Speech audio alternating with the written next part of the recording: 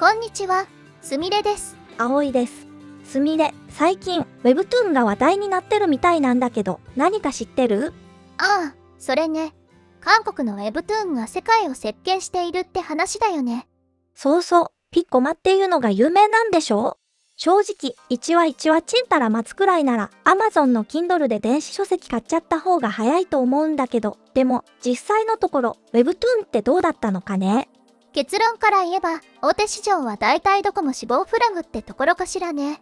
そうなの？でも、ピッコマは韓国の中では大企業のカカオが運営してるんだよね。そうね、葵が言うようにピッコマは韓国の中では大企業のカカオが運営をしているんだけど、でも現状すでに中国市場からは撤退してて、ヨーロッパも今回撤退するって話になりそうなのよ。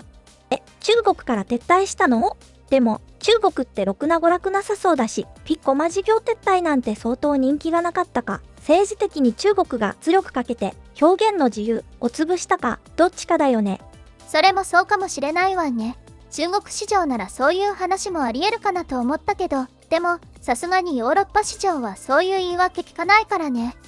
結局5月12日にカカオピッコマはヨーロッパの現地法人を撤収、関連手続きを進めるみたいな感じらしいわ。これってもうサービス終了の流れよね。もうサービス終了予定も決まってて、今年の9月とかそんな感じらしいわ。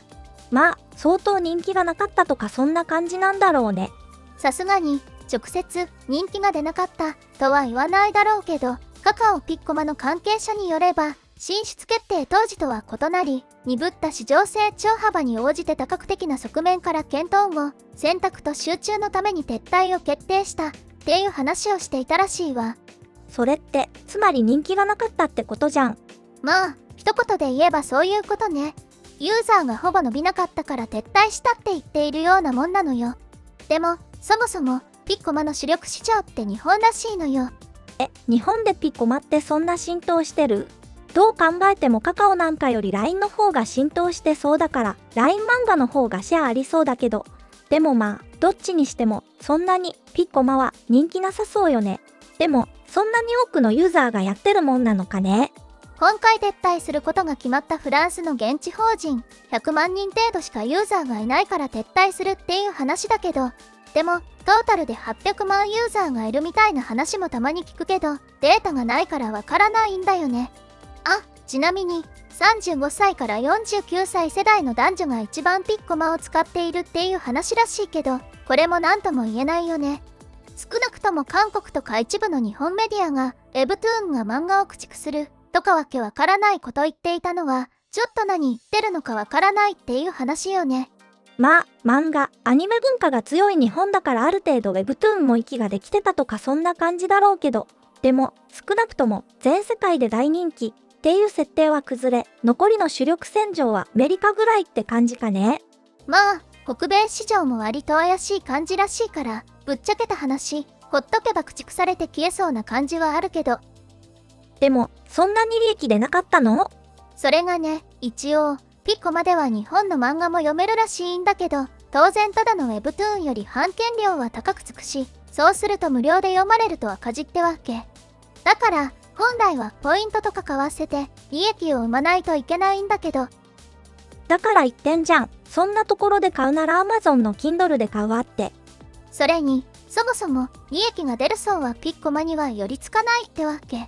そっか、でもそうだよね。お金稼げてるなら撤退する必要なんてないし、それに仮に課金するなら強いプラットフォームのところがいいに決まってるもんね。まあ、こういうのはネトゲと同じで、ある程度課金したとしてもサービス終了したらそれで終わりだから、プラットフォームが撤退するっていうのはそういうことなんだよ。なるほど、それは思いもよらなかったな。さらに言うと、ネトゲより立ちが悪いのは、漫画コンテンツって韓国オンリーのコンテンツじゃない限り、どこでも買えるってことなんだよ。っていうか、そもそも本来韓国製の漫画っていうか、マンファに人気があれば別に利益率高いし、なんとかなった可能性はあるんだろうけど、それをヨーロッパ市場が成長しなかったからって。別に言うのは好きにすればいいけど、そもそもヨーロッパ市場が成長しないのが悪いんじゃなくて、市場を引きつけるコンテンツ作れてないやつが悪いんじゃないかね。それを市場がでかくならなかったのが悪いみたいなこと言われてもね。っていうか、もしかしなくても読みがうまいだけなんじゃ？そう、これくらいならいけるだろうがいけなかっただけの話で、参入自体が失敗だった説、かなりあるわね。まあ、お金を落とすほどの価値はなかったって言われているようなもんだもんね。正直、待てば無料って銘打っているけど、それで本当に良かったのかっていう話にもなるわけだからね。でもまあ、市場がピッコマを選ばなかったってことはそういう話であって、なんなら日本からも引き上げてもいいと思うわよ。まあ、無料で読んでる人以外は特に困らなさそうだしね。ちなみに、これは日本にとっては悪いことじゃないと思うんだけど、ピッコマがヨーロッパから撤収するのと同時に、来年からフランスで行われるジャパンエキスポの公式スポンサーからピッコマが消えるそうよ。むしろ、今までスポンサー契約を維持できていたことの方がおかしいけど。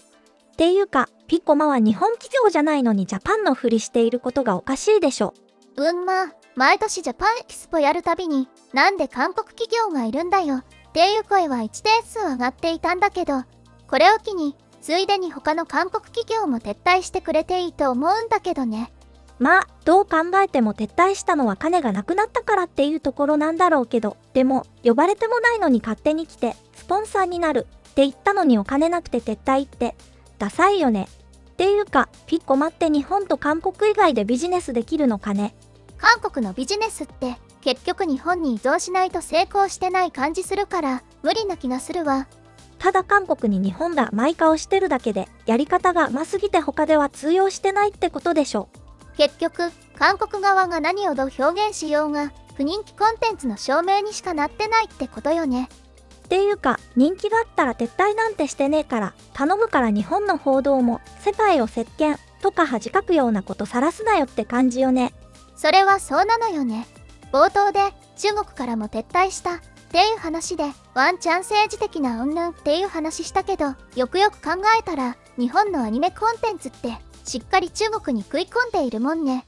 もし日本のアニメが受けていなかったら上海にフリーダムなんて置かれていないもんね。どんなに人気だってでっち上げても、そういう嘘は一発ですぐにバレるっていう意味では、ネットの時代ってすごいよね。そういうのは一切通用しないんだから。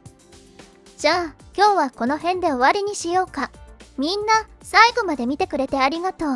今日は韓国の Webtoon ピッコマがあまりにも人気なさすぎて、フランスのジャパンエキスポからも撤退したっていう話について紹介したけど、どう思ったかな？動画の感想は下のコメント欄で教えてね。もしこの動画が役に立ったと思ったら、高評価とベルマーク、チャンネル登録まだの方はチャンネル登録もよろしくお願いします。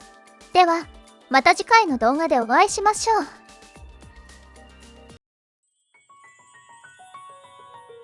すみれの最新動画は左、おすすめ動画は右です。どちらも見てくれると嬉しいな。